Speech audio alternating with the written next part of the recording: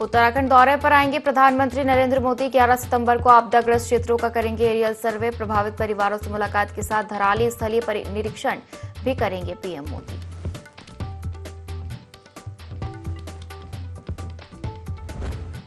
मुख्यमंत्री पुष्कर सिंह धामी का 2 दिवसीय काशीपुर दौरा। आज शाम स्टेडियम हेलीपैड पर पहुंचेंगे सीएम धामी। होटल नया रेजिडेंसी में करेंगे प्रमुख जनों से भेंट और विचार विमर्श।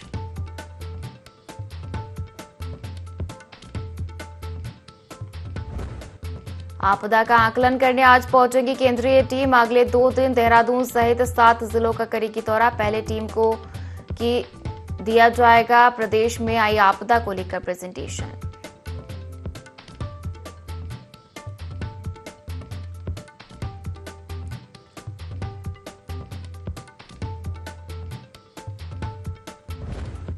शुद्धिकरण के बाद खुले बद्रीनाथ केदारनाथ धाम। ब्रह्म मुहूर्त में अभिषेक पूजन के साथ शुरू हुई नित्य पूजा। सूतक समाप्त होते ही श्रद्धालुओं ने किए श्री हरिनारायण के मंगल दर्शन।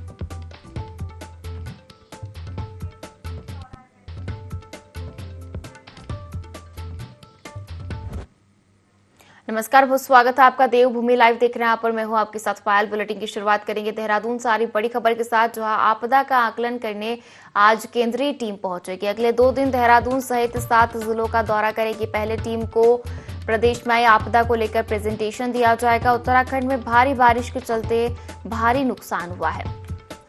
तो देखिए, उत्तराखंड में कई जगह पर बादल फटे थे और ऐसे में उत्तराखंड में तबाही का दौर देखा गया। आज आकलन करने जो है वो केंद्रीय टीम पहुंचेगी। अगले 2 दिन देहरादून सहित 7 जिलों का दौरा करेगी। पहले टीम को प्रदेश में आई आपदा को लेकर प्रेजेंटेशन दिया जाएगा। उत्तराखंड में भारी बारिश के चलते भारी नुकसान हुआ है।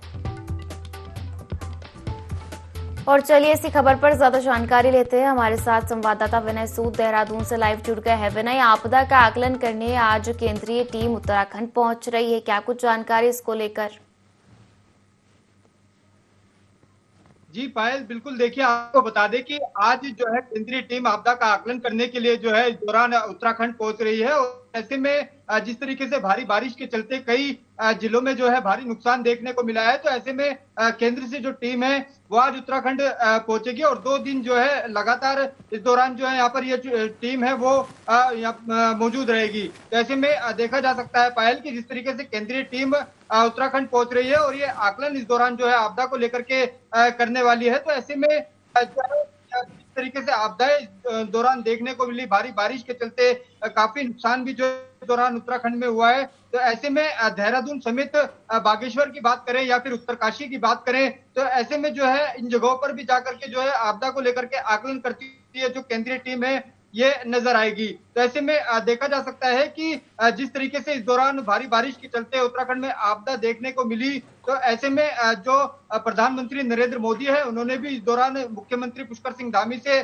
फोन पर बातचीत करके जो है इस दौरान यहाँ की जानकारी ली कि किस तरीके के जो हालात हैं वो उत्तराखंड में है। ऐसी ही साथ यहाँ पर बात करें तो पूरे तरीके से मुख्यमंत्री पुष्कर सिंह धामी भी जिस तरीके से इस दौरान अलर्ट मोड पर दिखाई दिए और अभी भी जिस तरीके से जो बारिश है, बारिश की अगर बात करें तो बारिश जिस तरीके से लगातार उत्तराखंड में देखने को मिल रही है, तो अलर्ट मोड पर मुख्यमंत्री पुष्कर सिंह धामी इस दौरान दिखाई दे रहे हैं। तो उन्होंने साफ तौर पर अधिकारियों को भी दिशा निर्देश इस दौरान दिए हुए हैं कि हर तरह से जो है अलर्ट मोड पर रहे। तो ऐसे में देखा जा सकता है पायल की जिस तरीके से आज जो केंद्रीय टीम है वो इस दौरान उत्तराखंड पहुंचेगी, जहां पर आपदा को लेकर के जो है इस दौरान आकलन किया जाएगा। जी बिल्कुल विनय, देखा जाए तो उत्तराखंड में कई जगहों पर भारी बारिश के चलते आपदा आई। लोगों के जो घर है उनको काफी नुकसान पहुंचा, लोगों का जनजीवन अस्त व्यस्त हो गया। ऐसे में केंद्रीय टीम जब उत्तराखंड पहुंच रही है तो 2 दिन तक रुकेगी उत्तराखंड में। देहरादून सहित ऐसे कौन से 7 जिले हैं जहां केंद्रीय टीम पहुंचने वाली है और सर्वे करेगी, निरीक्षण करेगी?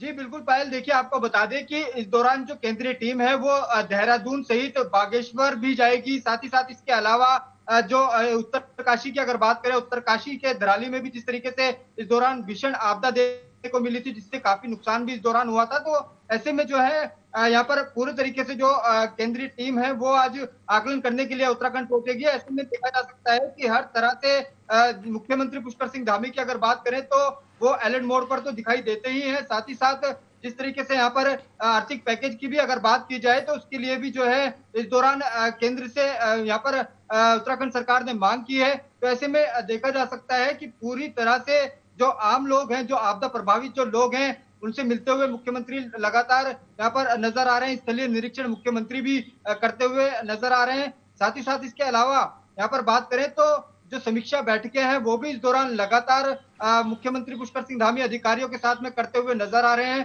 तो हर तरह से जो है मानसून को लेकर के जिस तरीके से यहाँ पर बात की जाए तो भारी बारिश के चलते जिस तरीके से काफी नुकसान इस दौरान उत्तराखंड में देखने को मिला है। तो ऐसे में जो केंद्रीय टीम है वो अब उत्तराखंड पहुंचेगी और जो आकलन है वो इस दौरान करती हुई नजर आएगी आपदा को लेकर के। जी बिल्कुल, तो 2 दिन तक केंद्रीय टीम उत्तराखंड में रहेगी और आपदा का आकलन करेंगी, साथ ही देहरादून सहित 7 जिलों में पहुंचेगी। देखा जाए विनय तो भारी नुकसान हुआ है उत्तराखंड में, कई मार्ग क्षतिग्रस्त हो गए हैं, इवन कई जो गांव है पूरे जो है मलबे में तब्दील हो गए। हालांकि उन्हें राहत बचाव कार्य में जुटे एसडीआरएफ एनडीआरएफ की टीम और उन्हें सुरक्षित स्थान पर पहुंचाया गया। लेकिन जब आपदा का आकलन करने केंद्रीय टीम पहुंचेगी और फिर ये जो रिपोर्ट है वो केंद्र को भेजी जाएगी, ऐसे में केंद्र की ओर से क्या कुछ सहायता उत्तराखंड को मिलने जा रही है? जी बिल्कुल, देखिए आपदा से हुए नुकसान के चलते जिस तरीके से केंद्रीय टीम उत्तराखंड पहुंच रही है, तो ऐसे में जब वो अपनी रिपोर्ट केंद्र में जो है इस दौरान दिखाएगी, वहां पर जो है पूरी तरीके से जानकारी दी जाएगी। तो ऐसे में जो है केंद्र की ओर की से भी अगर बात की जाए तो केंद्र की तरफ से जो है यहाँ पर पूरी तरीके से जो सहायता है वो इस दौरान दी जाएगी उत्तराखंड को, क्योंकि उत्तराखंड के लिए लगातार जिस तरीके से केंद्र से लगातार यहाँ पर जो मदद है वो यहाँ पर उत्तराखंड को मिलती रहती है। तो ऐसे में मुख्यमंत्री पुष्कर सिंह धामी भी जिस तरीके से उत्तराखंड के विकास को लेकर के आगे बढ़ते हुए नजर आते हैं, तो वहीं अब आपदा जैसी स्थिति में जिस तरीके से काफी नुकसान इस दौरान जो है उत्तराखंड के कई जिलों में देखने को मिला है, तो वही बात करें तो पूरी तरह से कई ऐसे जो मार्केट है, वहां की जो मार्केट है वो भी पूरी तरीके से वहां पर मलबा आया है। इसके अलावा जो लोग हैं, लोगों के रोजगार पर भी जो है आर्थिक संकट जो है इस दौरान देखा गया है। तो ऐसे में देखा जा सकता है पायल की पूरी तरीके से यहाँ पर जो मॉनिटरिंग है वो राज्य सरकार ही नहीं, इसके अलावा केंद्र से भी पूरी जो मॉनिटरिंग है वो लगातार इस दौरान की जा रही है। और इस घड़ी में जो उत्तराखंड सरकार है वो तो जो है आम लोगों के साथ में यहाँ पर खड़ी हुई है ही, साथ ही साथ जो केंद्र है, केंद्र सरकार का भी जो पूरा सहयोग है वो इस दौरान उत्तराखंड को मिलता हुआ नजर आ रहा है। जी निश्चित तौर पर जो है उत्तराखंड को हमेशा से केंद्र की ओर से जो है सहायता राशि मिलती आई है, क्योंकि उत्तराखंड जो है वो आपदा प्रभावित क्षेत्र है और ऐसे में कई बार जो है वो आपदा उत्तराखंड में देखी जाती है। इस बार भी भारी बारिश के चलते उत्तराखंड में काफी नुकसान हुआ है। वहीं देखा जाए तो जल्द ही जो है केंद्रीय टीम जो है आपदा आकलन करेगी और फिर जल्द ही सहायता जो है उत्तराखंड को भेजी जाएगी और जल्द ही मार्गों को दुरुस्त किया जाएगा, क्योंकि चारधाम यात्रा चल रही है उत्तराखंड में और जिन क्षेत्रों में जिन मार्गों में नुकसान हुआ है, जो मार्ग क्षतिग्रस्त हुए हैं, कहीं ना कहीं उन्हें भी अब जल्द ही सुचारू किया जाएगा, क्योंकि जैसे ही बारिश का दौर थमेगा एक बार फिर से जो चारधाम यात्री जो है चारधाम यात्रा जो करते हैं श्रद्धालु, उनकी जो है आमद अब उत्तराखंड में बढ़ती हुई देखी जाएगी। ऐसे में जल्द ही कहीं ना कहीं अब मार्गों को दुरुस्त किया जाएगा। जी बिल्कुल, देखिए पायल आपको बता दें कि जिस तरीके से इन दिनों उत्तराखंड में चारधाम यात्रा भी चल रही है और बड़ी संख्या में देश विदेश से आने वाले जो श्रद्धालु हैं वो भी दर्शन करने के लिए चारधाम यात्रा में पहुंचते हैं। तो ऐसे में बारिश के चलते इस दौरान यहाँ पर दिक्कतें तो देखने को मिली ही, लेकिन जिस तरीके से मुख्यमंत्री ने यहाँ पर अधिकारियों को साफ तौर पर दिशा निर्देश दिए कि हर तरह से अलर्ट मोड पर रहें, साथ ही साथ जिस तरीके से यहाँ पर भूस्खलन जैसी इस दौरान जो है घटनाएं सामने आई, साथ ही साथ इसके अलावा जो मार्ग भी इस दौरान भारी बारिश के चलते बाधित हुए उनको खोलने का जो कार्य है वो इस दौरान किया गया। जो बड़ी मशीनरी है वो इस दौरान वहां पर लगाई गई है, लगातार मलबा हटाने का जो काम है वो इस दौरान किया जाता रहा। तो ऐसे में देखा जा सकता है कि चारधाम यात्रा जिस तरीके से इन दिनों उत्तराखंड में चल रही थी, तो ऐसे में जो है बीच बीच में दिक्कतें तो आई, लेकिन उसको अब सुचारू रूप से जो है इस दौरान चला दिया गया है। और जो उत्तराखंड आने वाले जो इस दौरान श्रद्धालु हैं, जो यात्री हैं, उनमें भी काफी उत्साह जो है इस दौरान यहाँ पर देखा जा रहा है। जी बिल्कुल, कहा जा सकता है विनय कि आज जो है वो केंद्रीय टीम आपदा का आकलन करने के लिए उत्तराखंड पहुंच रही है। 2 दिनों तक उत्तराखंड में रहेगी और देहरादून समेत 7 जिलों का निरीक्षण किया जाएगा। आपका शुक्रिया विनय जुड़ने के लिए और तमाम जानकारी साझा करने के लिए। चलिए आगे बढ़ेंगे और खबर बद्रीनाथ से है, जहां भाद्रपद चंद्र ग्रहण समाप्त होने के बाद ब्रह्म मुहूर्त में बद्रीनाथ मंदिर के द्वार शुद्धिकरण प्रक्रिया के बाद मंदिर के कपाट खोल दिए गए। श्री हरिनारायण प्रभु की प्रातःकालीन अभिषेक पूजन के बाद नित्य दैनिक पूजाओं की प्रक्रिया भी शुरू हो गई। भूवैकुंठ नगरी श्री बद्रीनाथ धाम की रौनक फिर से लौट आई है। बद्रीनाथ धाम सहित बीकेटीसी के अधीन सभी मंदिर के श्री कपाट भी शुद्धिकरण प्रक्रिया के पश्चात आम श्रद्धालुओं के दर्शन के लिए खुल गए हैं।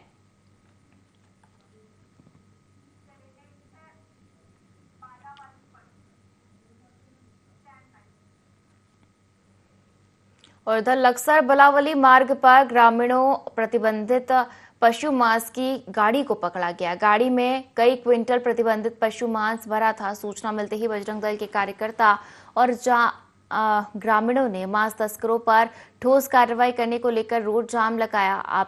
अपने आप को घिरता देख गाड़ी चालक फरार हो गए। सूचना पर लक्सर सीओ सहित कई थानों के पुलिस मौजूद है।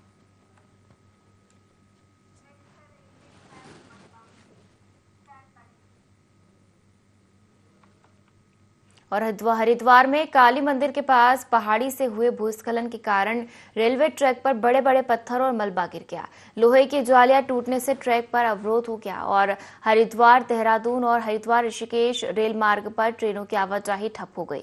कई ट्रेनों को स्टेशन पर रोकना पड़ा। रेलवे और प्रशासनिक अधिकारी मौके पर पहुंचकर ट्रैक से मलबा हटाने का कार्य कर रहे हैं। यात्रियों को स्टेशन पर इंतजार करना पड़ रहा है।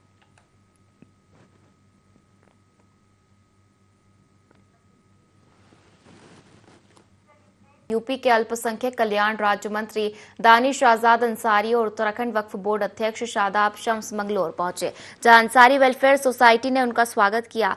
मंत्री अंसारी ने समाज संवाद कार्यक्रम में कहा कि मोदी सरकार की नीतियों का लाभ मुस्लिम अल्पसंख्यक और पसमानदा समाज तक पहुंचाना चाहिए। वहीं शादाब शम्स ने बताया कि बारिश के कारण पिरान कलियर उर्स की तैयारियों में दिक्कतें आई है, लेकिन जारियानों की सुविधा का पूरा प्रयास किया जा रहा है।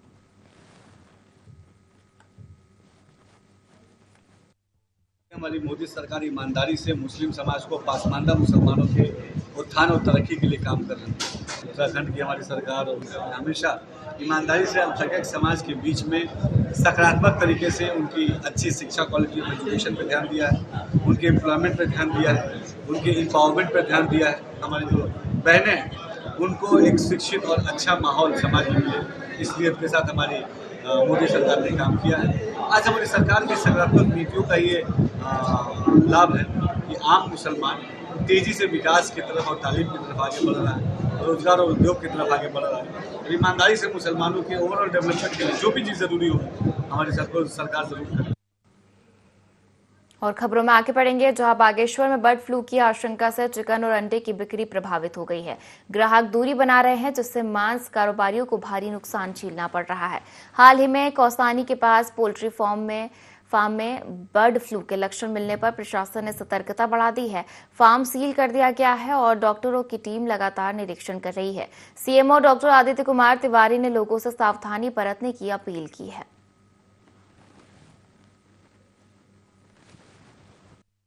बाहर से भी जो है चिकन नहीं आ रहा है, इससे यहाँ पर को पर्याप्त दुकानदारों को माल की सप्लाई नहीं हो पा रही है, जिससे यहाँ के जितने भी मीट व्यवसायी है, मुर्गा व्यवसायी है, इनके कारोबार पे प्रभाव पड़ रहा है। रोजी रोटी पे संकट बना हुआ है। आज तक कोई भी केस नहीं निकला और आज तक जैसे बर्ड फ्लू का अभी तक कोई भी पॉजिटिव केस नहीं आया है।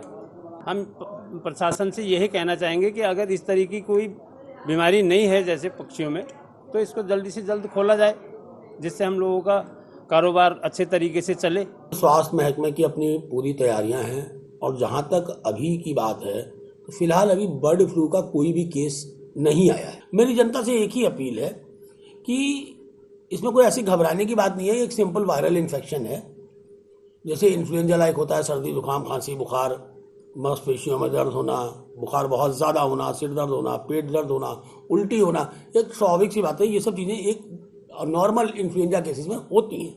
इसमें एक कंजंक्टिवाइटिस भी होता है, आंखों में भी दर्द होता है, आंखें लाल हो जाती हैं। इसे मेरी जो जनता है उससे ये अपील है कि क्या करें, इससे बचने के लिए क्या करें। क्या करने के लिए उन्हें क्या करना है कि बार बार उनको हाथ धोने हैं, पशु पक्षियों के संपर्क में नहीं आना है, बचना है उससे, साफ सफाई का ध्यान रखें, मास्क पहने, चिकित्सक की, डॉक्टर की सलाह लें अगर उन्हें सर्दी जुकाम बुखार इस तरह की चीज होती है और वो किसी पशु के कांटेक्ट में आ रहे हैं, पक्षी। और खबर बागेश्वर से है, जहां कपकोट के पैसानी गांव में आई आपदा में एनडीआरएफ के जवानों ने अपनी कार्यक्षमता दिखाते हुए आपदा में लापता हुए सभी 5 शवों की खोजबीन कर ली है। 4 शवों के बाद कड़ी मेहनत से एनडीआरएफ के जवानों ने 11 वर्षीय मृतक बालक के शव को भी खोज निकाला है। कनलगढ़ घाटी में आई आपदा काल में एनडीआरएफ के खोज बचाव के कार्य की ग्रामीणों ने प्रशंसा की है।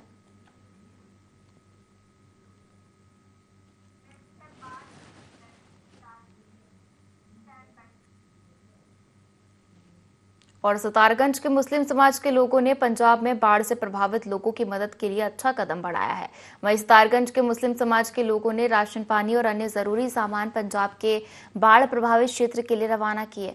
बता दें कि बीते कई दिनों से पंजाब के कई गांव बाढ़ से प्रभावित है। वहीं पंजाब के कई गांव में बाढ़ से बहुत भारी नुकसान पहुंचा है, जिससे लोग घर से बेसहारा हो गए हैं। और वहीं जिसको देखते हुए मुस्लिम समाज के लोगों ने राशन और अन्य जरूरी सामान को पंजाब की मदद के लिए आज सितारगंज से गाड़ियों में भरकर रवाना किया, जिसे एक अच्छी पहल माना जा रहा है।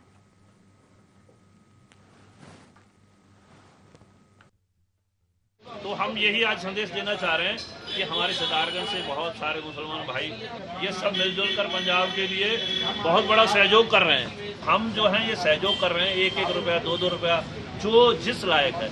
कोई अपने तन से सेवा कर रहा है, कोई धन से कर रहा है, कोई मन से कर रहा है। सभी भाई लगे हुए हैं। मैं सभी का तहे दिल से शुक्रगुजार करता हूँ कि हमारी सितारगंज की जितनी टीम है मुसलमान भाइयों की, जहाँ भी जरूरत होगी बागी आपके लिए आगे खड़ा मिलेगा। बादल फटने की वजह से, बाढ़ की वजह से देश में कई राज्यों में काफ़ी दिक्कतों का सामना करना पड़ा है। बहुत लोग परेशान हैं। ऐसी स्थिति में समाज के हर जिम्मेदार आदमी को चाहिए कि आगे बढ़ करके गरीब, परेशान, बेकस, बेबस और बाढ़ पीड़ितों की मदद करे। आज हमने एक छोटी सी भेंट सितारगंज से LA पंजाब के लिए भेजने का काम किया है। मैं आप जो भी मुझे आपके चैनल के माध्यम से सुन रहे हैं उनसे बड़े अदब के साथ गुजारिश करता हूं कि अपने स्तर पर, अपने स्तर पर जितनी भी हो सके परेशान हाल लोगों की मदद करने का काम करें।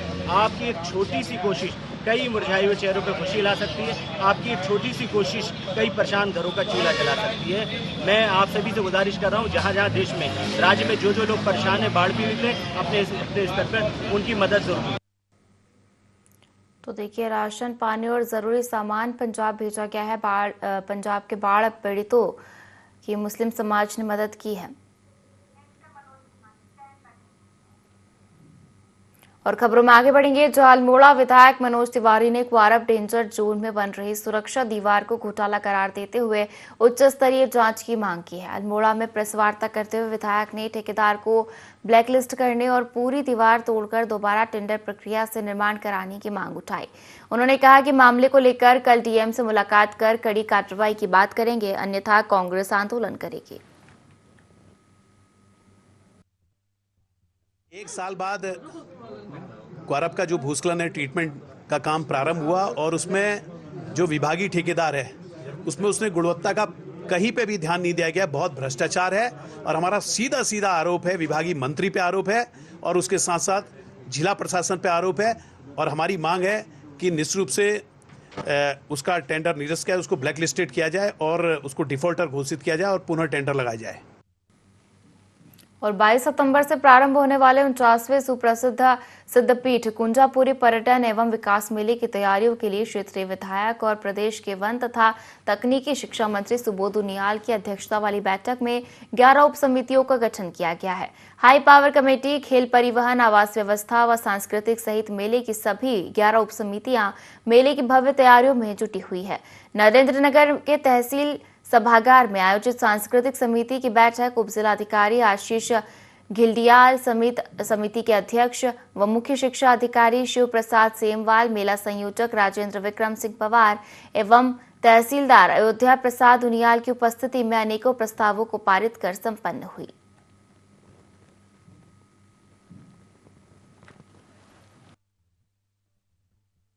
सांस्कृतिक समिति के सभी सदस्यों की उपस्थिति में उद्घाटन सत्र से लेकर सांस्कृतिक संध्याओं के रूपरेखा पर बात हुई है। स्कूलों की प्रतिभागिता और उसके अलावा अन्य जो कार्यक्रम है उद्घाटन सत्र के और झांकियों के, और इस बार हमने ये तय किया कि झांकियाँ केवल शिक्षण संस्थाओं की होती रही है। इस बार हमारे जो विभाग कार्यरत हैं नरेंद्रनगर विकास खंड में और तहसील की सीमा के अंदर उन विभागों की, खासकर वन, पर्यटन, उद्योग और स्वयं सहायता समूहों के जो विभागीय आपके झांकी होंगी वो उसमें प्रतिभाग करेंगे। और उसके अलावा झांकियों की जो कंसेप्ट है उस पर भी चर्चा हुई कि किन किन जो संकल्पनाएं हमारे देश की है और क्षेत्रीय स्तर पर है और सांस्कृतिक रूप से कुंजापुरी की झांकी है, इस तरह के मुद्दों पर आज चर्चा हुई है। और खबर जनपद उधम सिंह नगर के खटीमा से है, जहां जिला पंचायत अध्यक्ष उधम सिंह नगर के अजय मौर्य ने अध्यक्ष बनने के बाद अपने आवास पर प्रथम बार जन समस्याएं सुनी। वहीं मुख्यमंत्री पुष्कर सिंह धामी का आभार जताया और खटीमा मछुला मार्ग जो चर्चा का विषय बना हुआ है जिसके निर्माण करने का आश्वासन दिया तथा अपने गृह क्षेत्र में लोगों की समस्याओं को सुनने के साथ ही उसका निस्तारण करने का प्रयास किया है। उन्होंने खटीमा मझूला मार्ग के निर्माण के संबंध में जानकारी देते हुए बताया कि इसकी टेंडर प्रक्रिया पूरी हो गई है, वहीं 15 सितंबर तक काम शुरू हो जाएगा। साथ ही मौर्य ने कहा कि उनकी प्राथमिकता स्थानीय स्तर की समस्याओं पर चर्चा के बाद काम करने की है। साथ ही उन्होंने बताया कि खटीमा क्षेत्र के विकास पर विशेष ध्यान दिया जाएगा और जिला पंचायत सदस्यों के साथ मिलकर विकास कार्यों की योजना बनाएंगे और उन्हें पूरा करेंगे। के उपरांत हमने कल अभी हमारी प्रथम बैठक हुई है, तो हमने सभी वहाँ के क्षेत्र जो जिला पंचायत अपने क्षेत्रों के जो भी अपने प्राथमिकता के आधार पर जो अपने कार्य लाए थे उस बैठक में हमने रखा है और उसको जो है उस बोर्ड बैठक में उसको हमने पास करेंगे और उसके बाद हम उस पर जो है काम धरातल तक करके उसे गांव तक ले जाएंगे। धीरे धीरे बनाते हैं। अभी क्या कि अभी कार्यकाल अभी स्टार्ट हुआ है तो अभी हम लोग धीरे धीरे बनाएंगे। अब क्षेत्रों में हम लोग जा रहे हैं, देख रहे हैं कि हमारा कौन सा गाँव, कौन सा अभी क्षेत्र हमारा जो पीछे रह गया है तो उसमें प्राथमिकता पे और बढ़ चढ़ कर उसमें काम करें। और खबरों में आगे पढ़ेंगे, जहां उत्तराखंड में लगातार हो रही प्राकृतिक आपदाओं के बीच मुख्यमंत्री पुष्कर सिंह धामी ने बागेश्वर जिले के कपकोट क्षेत्र के पोंसरी गांव का दौरा किया, जहां उन्होंने आपदा प्रभावित परिवारों से मुलाकात की, हालात का जायजा लिया और प्रशासन को त्वरित राहत व पुनर्वास के निर्देश दिए। सीएम धामी ने आश्वासन दिया कि राज्य सरकार हर संभव मदद उपलब्ध कराएगी। इस बीच उत्तरकाशी में फिर बादल फटने की घटना सामने आई है। मुख्यमंत्री ने अधिकारियों और बचाव दलों को तुरंत राहत व रेस्क्यू कार्य तेज करने के निर्देश दिए हैं, जबकि एनडीआरएफ व एसडीआरएफ की टीमें प्रभावित क्षेत्रों में पहुंच चुकी है। पहले 2 चरणों में यहाँ काम हो चुका है। पहले चरण में 51 बच्चे, फिर दूसरे चरण में भी लगभग 30 के आसपास बच्चे जो है रेस्क्यू किए गए हैं। ये अभियान निरंतर आगे बढ़ना चाहिए और सभी बच्चों को भिक्षावृत्ति नहीं, उनको शिक्षा का अधिकार मिलना चाहिए। ये हमारा संकल्प है, हम उसको आगे बढ़ाएं। और हरिद्वार जनपद के अहमदपुर, ग्रंट, रोहालकी, किशनपुर के खेतों में सुबह गुलदार का शव मिलने से ग्रामीणों में हड़कंप मच गया। खेतों की ओर गए किसानों ने मृत गुलदार को देखा तो परंतु इसकी सूचना ग्रामीणों और वन विभाग को दी। सूचना मिलते ही वन विभाग की टीम मौके पर पहुंची और घटनास्थल का जायजा लिया। फिलहाल गुलदार की मौत के कारणों का खुलासा नहीं हो पाया है। टीम ने शव को कब्जे में लेकर पोस्टमार्टम की प्रक्रिया शुरू कर दी है। गौरतलब है कि क्षेत्र में गुलदार की मौजूदगी पहले से ही ग्रामीणों के लिए चिंता का विषय रही है। ऐसे में उसकी मौत की खबर ने तरह तरह की चर्चाओं को जन्म दे दिया है।